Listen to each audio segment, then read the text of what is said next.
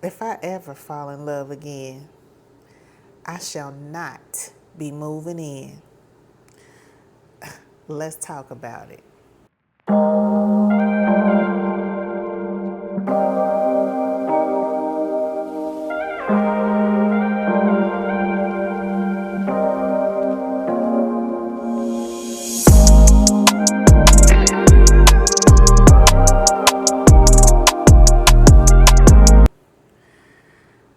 I know that sounds crazy or it sounds a little cold, but stay with me because it's not what you think.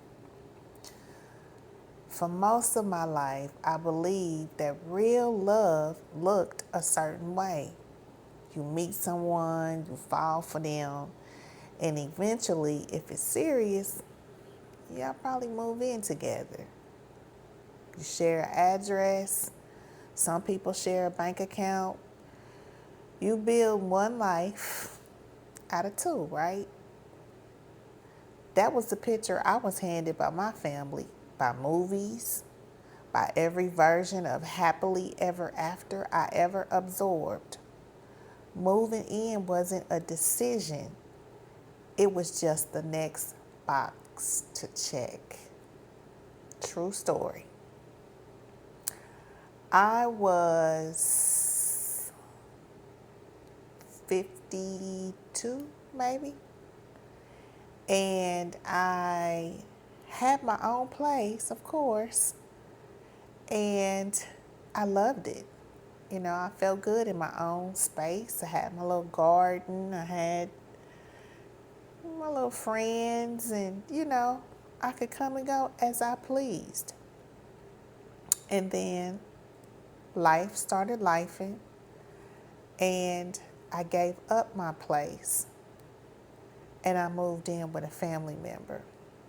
Well, the situation with the family member didn't work out, and I realized I'm an adult and I've been out on my own since I was 18 years old, and I needed to get my own spot again. At the same time, I've been in a serious relationship, and he and I decided that we were going to live together. So I moved in with him. And I can say that I didn't like it, okay? The one thing I've talked about before, where I slowly stopped trusting myself, that's exactly what happened. We built one shared life, one shared home, one shared everything. And I want to be honest with you about something. I didn't fully understand until much later that losing myself in that relationship, it didn't happen because I loved too much. It happened because there was no longer any space that was just mine. No room physically or emotionally where I could hear my own voice without someone else's opinion already in the room with me. It took me a long time to untangle what actually happened in that season of my life. Of course, I did the healing work. I worked on my self-esteem. And somewhere in the process, I stopped asking myself a harder question. Was it the relationship that took me away from myself? Or was it the structure of the relationship? The complete merging of two lives that made it so easy to disappear. The more I sat with that question, the more I realized It was both. The structure mattered more than I ever gave it credit for. When your home, your money, your calendar, and your identity are all fused with someone else's, there is no natural boundary left to protect. Every disagreement, every difference in opinion, it becomes a domestic negotiation. Every bad day becomes shared real estate. You stop being able to tell the difference between compromise and disappearing. That's what happened to me. Because there's no separate self left to compromise from.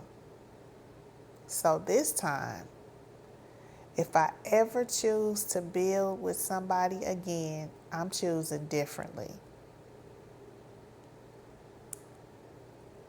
Living apart together actually is what it's called. LAT for short. And that's more where I'm at. It's becoming a lot more common than people actually realize, especially for women my age. Living apart together means two people who are fully committed to each other, not casually dating, not keeping their options open, but genuinely in a real exclusive relationship, choose to keep separate homes, separate finances, and separate daily routines. So I'm not living together out of habit or obligation. I'm coming together on purpose with this person. Dinner together because I want to be there. A weekend away because I planned it, not because it's expected.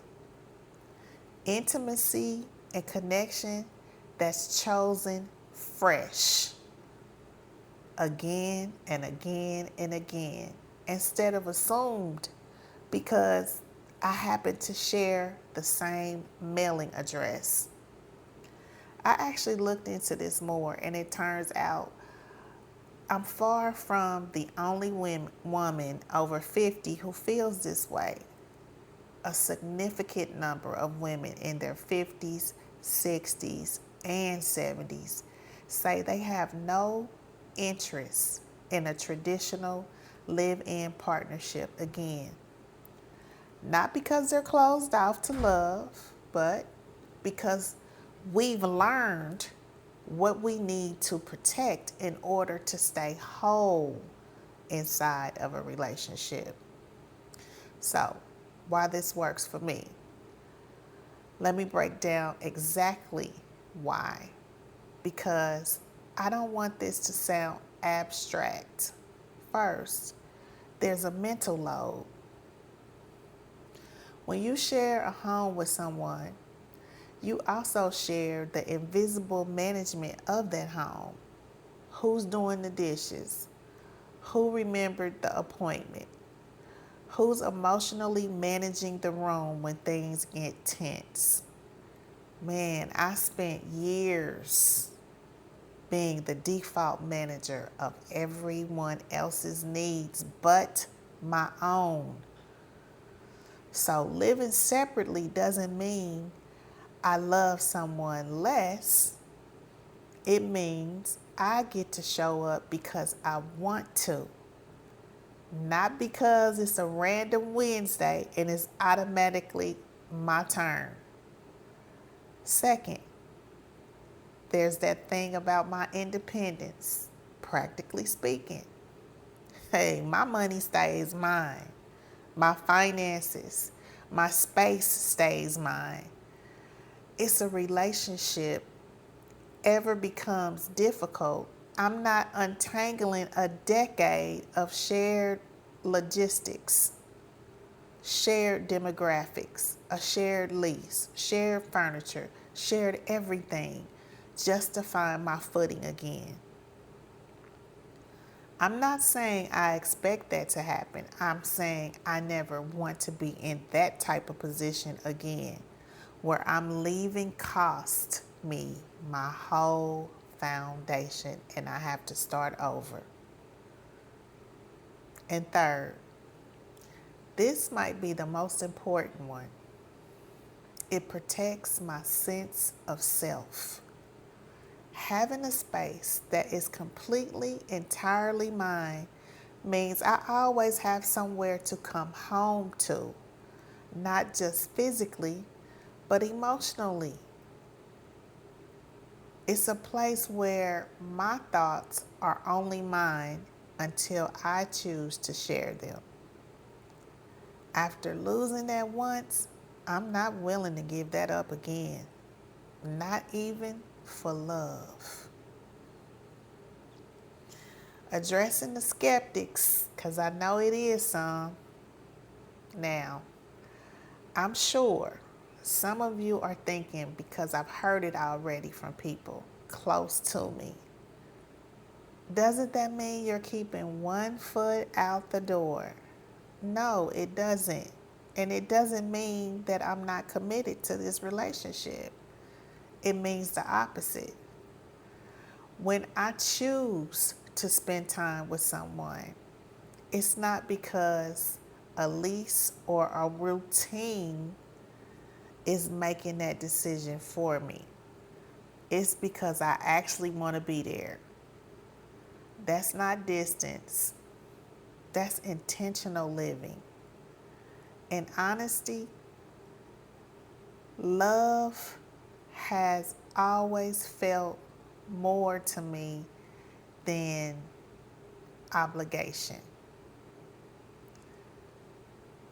What if something happens to you? Don't you want somebody to be there? Those are fair questions, and it's one that I've thought about seriously before. But needing support in an emergency and needing to merge my entire daily existence with somebody are two different things. I can build a strong system of care and communication with a partner without collapsing every boundary between me to do it. It's not just being afraid of commitment. I'd actually argue, like I said, it's the opposite. It takes more attention to choose somebody every day than simply to exist in the same space just because of routine. This isn't fear. It's about having lived through what happens when I don't protect myself and deciding I'm doing that again or not doing it again. Now, I'm not telling you this is the only way to love well. Plenty of people build beautiful, healthy, shared homes with their partners, and that structure works for them. This isn't a judgment of that. This is about knowing myself and what I need in order to stay whole, and building a relationship structure around that truth instead of around what I was told love was supposed to look like. I'm not opposed to love.